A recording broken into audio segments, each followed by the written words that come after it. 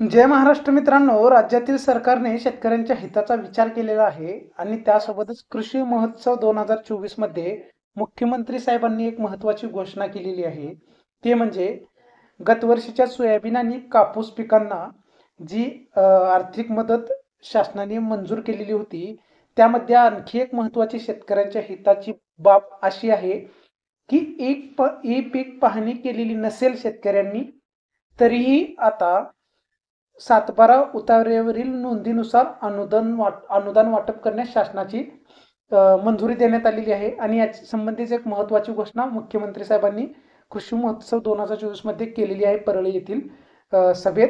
आणि त्यासोबतच 2 हेक्टरच्या मर्यादित प्रति हेक्टरी 5,000 रुपये देण्याचा निर्णय सुद्धा घेतलेला आहे आणि ई पीक पाहणी अहवालाची अट शिथिल केलेली आहे. सर्वात महत्त्वाची गोष्ट आहे. त्यामुळे शेतकऱ्यांना नक्कीच आता या मदतीचा लाभ होणार आहे. सोयाबीन आणि कापूस उत्पादक शेतकऱ्यांना या निर्णयाचा नक्कीच लाभ होणार आहे.